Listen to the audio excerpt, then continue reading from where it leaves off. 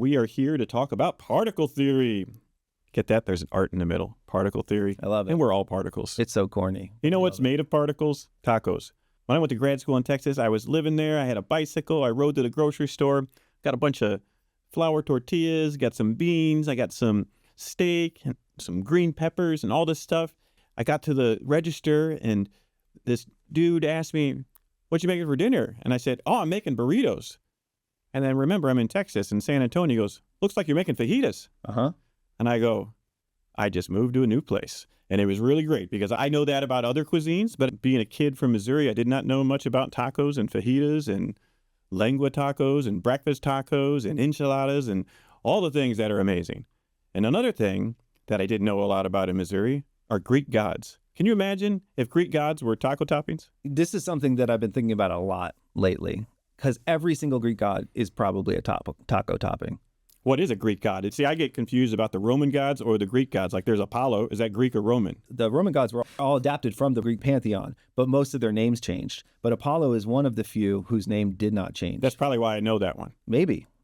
Apollo is also just a beautiful young man. If I was on a pirate ship and people were pushing me off the plank, I would bet that Apollo and Zeus were the same person. Is that true? No, that is not true. No. So who is Apollo? So Apollo is the god of light, knowledge, music, prophecy. He's the shining example, if you will. He's definitely always proper. He doesn't really break with tradition. I don't know. That might end up being just like the meat of the taco. So full disclosure, I'm a big fan of Bracco tacos. And What's Michelle a Bracco taco? It's a taco with broccoli. And a lot of people that know me and my partner, Michelle, who loves Bracco tacos as well, they think we're ridiculous and that it disqualifies it from being a taco. But I don't eat meat, so maybe Apollo is the meat, and you can have a taco without meat, but a lot of people don't think you can. Well, there's one thing that can't be without a taco, and that's tortilla. Yeah, and that's why I think Zeus is the tortilla. Zeus is the shell, whether hard or soft, that all other gods fit under. Interesting. See, this is where I get mixed up with my mythology, because there's the person in the Bible with the pillars. That's not a Greek god. Samson. The pillars. Oh, Samson had the hair. Samson had the hair. Didn't Samson have pillars? Something. Somebody held up some pillars. Oh, like that hold up the earth? No, that's Atlas. Yeah. So Atlas is the tortilla. Or even the table that holds up the plate. So what we need to first do is we need to get a table that is 3D printed with Atlas legs. Yes. Holding up the table. 100%. But then we definitely need to figure out who is the tortilla. And it could be Zeus. I don't think that a Bracco taco is disqualifying. If we could just take all our gods from the Greeks and then make up new gods, and then there's already these gods are taken from previous stories of gods, it's all food and particles. So I think that Bracco tacos are tacos.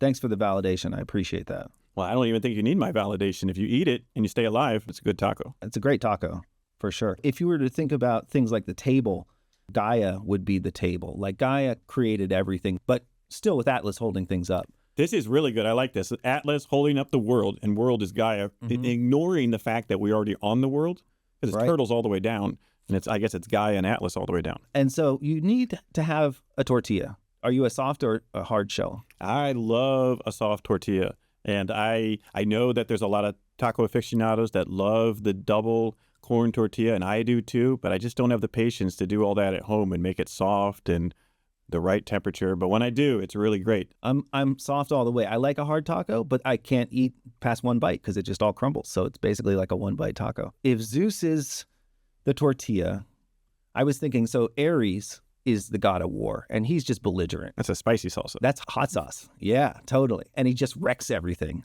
going in and going out. So that's a pretty easy one. Aphrodite is the sexiest by far. She was actually born out of a bunch of waves that were frothing as a result of someone's ejaculate. So she's like embedded with sexiness, which I suppose, to me, that would make her an avocado. What is the sexiest ingredient in a taco? Eggplant.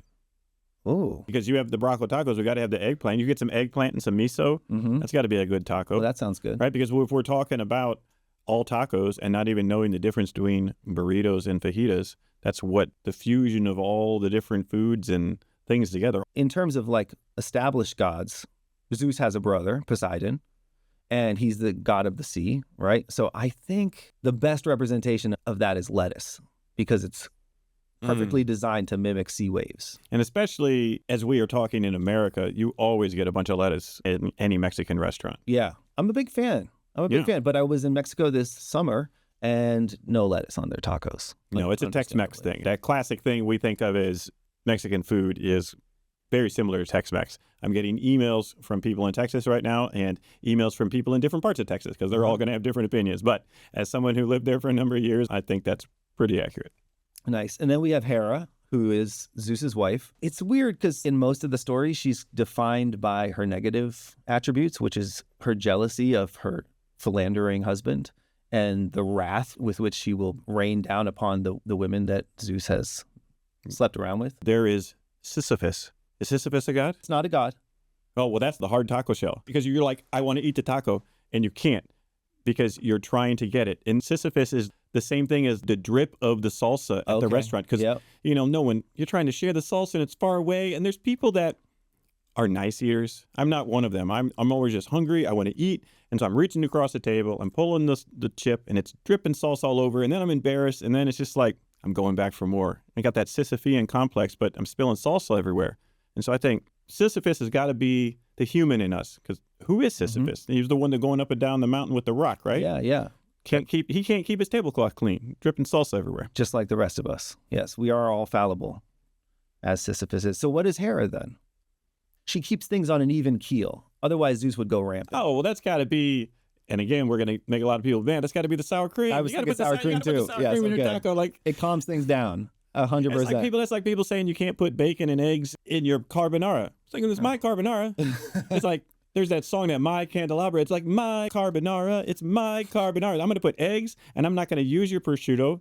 But then if you make me prosciutto carbonara and do it some special way, you can. And besides, we're here in America. There's no carbonara or pizza or anything without those tomatoes. We got the tomatoes. Yeah. So I think that definitely that's got to be what Hera is. I love it. We've got Hermes, who's the messenger god. He's also the trickster. He's the Maurizio Catalan of Greek gods. Well, where does the banana go? In the taco, exactly. Yeah. Do you think, what if you took a taco, like a hard shell taco, and because it's cracking, and then you duct tape the hard shell taco to the wall? So basically it's called taco repaired. Okay. What is the name of that That's piece, Hermes. the Catalan piece? Oh, I was just looking at this the other day. We're talking about the Maurizio Catalan piece of a banana duct taped to the wall. Oh, it's called Comedian. Comedian. That's not a bad name, but I think repaired taco would fit right next to it. I think he should have called it Art Critic. Oh, Art Critic is really good. I like that as well. So this was actually a secondary god that replaced another god. I think it was Hestia, who was the goddess of the hearth and home. But she actually took a step down when Dionysus came on the scene. He is the polar opposite of Apollo. He is everything that Apollo reviles. He is all about getting drunk and having parties and dancing. He's all about laughter and humor and debauchery. Well, he's got to be the Pico de Gallo. Yeah, I could see that. Because the Pico de Gallo is the rooster, the gallo. Oh, yeah. Right? So that's pretty wild. Got feathery, flamboyant, right? Very colorful tails. Totally. We already got Athena and Ares. Well, we have Aphrodite. I guess she's also the most beautiful. She always contested with her and Athena, which is the most beautiful. No, Aphrodite was the one who we said was the most beautiful. So that's avocado or the eggplant. Athena is a goddess of war as well, but strategically.